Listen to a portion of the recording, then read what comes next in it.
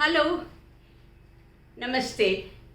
देखिए, अब बीमारी के बाद की पहली रिकॉर्डिंग।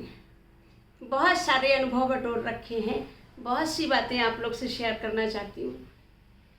कितना अच्छा लगता है कि जीवन को महसूस किया, जीवन की महत्ता को महसूस किया।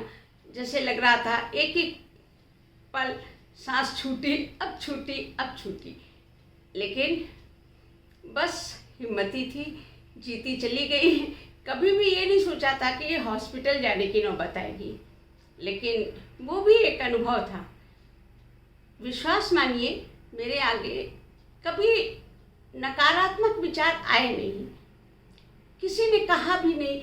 और मेरे आसपास तो मेरे दोस्त थे, मेरे भाई बंद सब ऐसे खड़े हो गए थे कि लग रहा था कि चारों तरफ बीमारी, तो एक तरफ, चारों तरफ से जो है बस एक पॉजिटिव एनर्जी आती जा रही थी।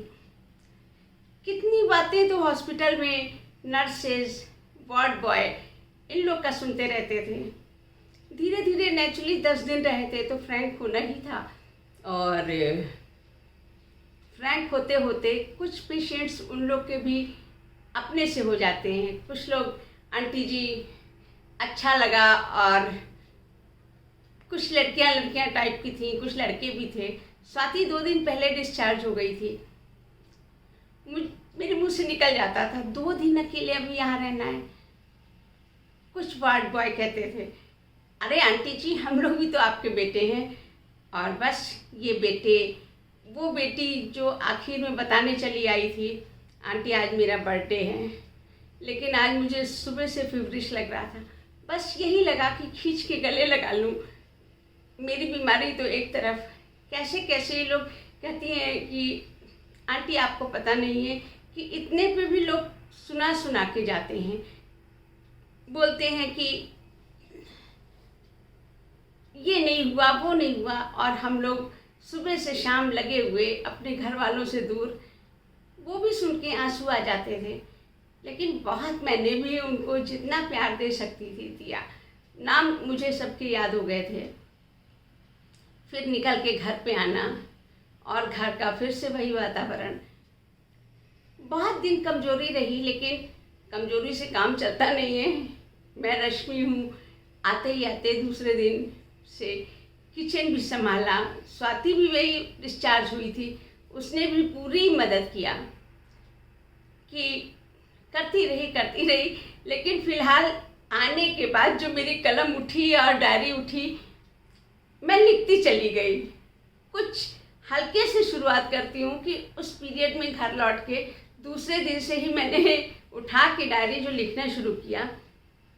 पहली लिखी, खुद को भी तरोताज़ा करना था, आपके लिए भी पढ़ती हूँ। वो है दवानामा। बहुत पहले एक छोटा बच्चा देखा था, चलता फिरता विश्वकोश, पूरे विश्व की, हर देश की राजधानियों का पता, नेता पता, मॉन्यूमेंट्स पता, जाने क्या क्या पता। और आज हॉट सीट पर मैं हूँ। आज दवानामा सुनाती हूँ। अपने बढ़े ज्ञान से आपका भी ज्ञान बढ़ाती हूँ। कल की भावनाओं की चितेरी रश्मि के पास दवाओं का अद्भुत संसार है। कल की भावनाओं की चितेरी रश्मि के पास दवाओं का अद्भुत संसार है। मुझे पता है CRP टेस्ट, मुझे RT-PCR का ज्ञान है।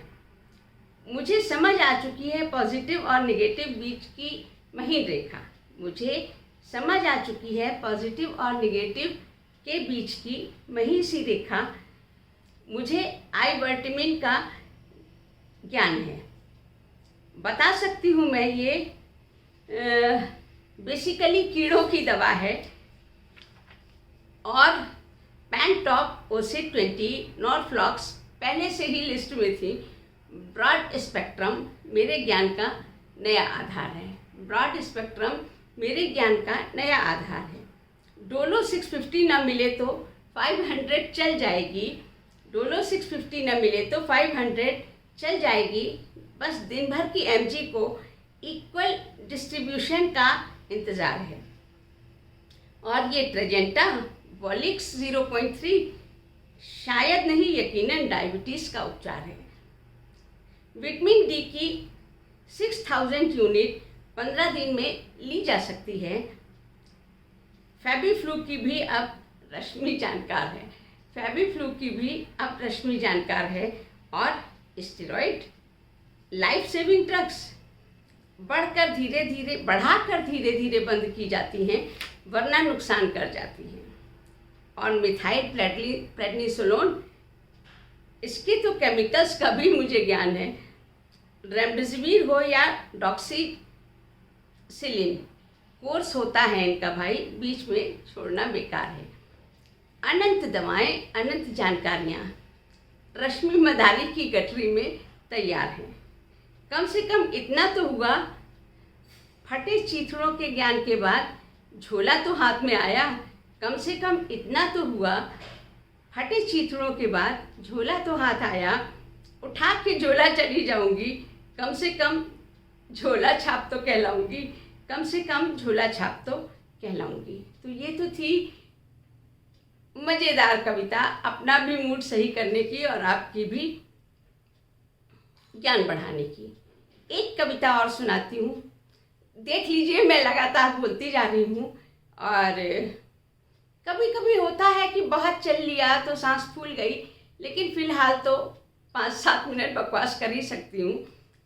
तो वो दूसरी कविता लिखी मैंने आके यहाँ, कुछ मानसिक स्थितियाँ कोरोना काल की। शीतल, पर्यायवाची, मन चंदन हो जाना चाहता है। मन चंदन हो जाना चाहता है, पर विनाशक वायरस सरीसृप सा समस्त देह पर चक्कर लगा आता है। ये कुछ मानसिक स्थितियाँ थी कोरोना पीरियड की, कि मन चंदन हो जाना चाहता है, पर विनाशक वायरस सरीसृप सा समस्त देह पर चक्कर लगा आता है। तुम्हारी यादें प्रलाप सी दग्ध किए जाती हैं। ज्वर से तप्त मस्तक पर कुछ यादें अपना अधर रखाती हैं। ज्वर से तप्त मस्तक पर कुछ यादें अपना अधर रखाती हैं। बर्फ सी शीतल ये यादें, ठंडी शीतल पट्टी सी आँखों को अर्धनिमीलित कर जाती हैं। और ठंडी आँखों के कोनों से बह आए गर्म आंसू। और ठंडी आँखों के कोनों से बह आए गर्म आंसू तरल होकर भी ठोस हुए जाते हैं, जम जाते हैं कपोलों पर, निशान छोड़ जाते हैं। तो ये तो आते ही आते मैं 24 को डिस्चार्ज होके आई। बगल में सोफे पे डायरी रखी थी, उठाया, जो मन में आया लिखते गए। बहुत सी यादें हैं, बहुत से साथी छूट गए हैं, ये एक में तो नहीं समेटा जा सकता, पर धीरे धीरे आपको सुनाऊंगी। एक सिलसिला शुरू हुआ, कुछ लोग लगातार हॉस्पिटल में जुड़े हुए थे और फ़ोन करना, दिलासा देना, कुछ एक्सरसाइजेज भेजना, मुझे उनकी भी रचनाएं पढ़नी है। धीरे धीरे एक अपनी एक उनकी इस तरह से करके सुनाती जाऊंगी। और आभारी हूँ कि उन्होंने मुझे डाउन नहीं होने दिया, हमेशा उत्साह बढ़ाते रहे। आप ठीक हो जाएंगी, आप ठीक हो जाएंगी। और मेरे भाई भाभी बहनें, इन लोग का क्या कहें, बस खुशी के ही आंसू रोज आती थी, लेकिन खुशी के आंसू, जैसे लग रहा था पूरा परिवार एकजुट हो गया है। बस बोलूँगी तो बोलती चली जाऊँगी, अब यही बस करती हूँ और फिर मिलती हूँ और फिर रिकॉर्डिंग करती हूँ, कुछ अपनी कुछ उन लोगों की सुनाती हूँ। सो नमस्ते।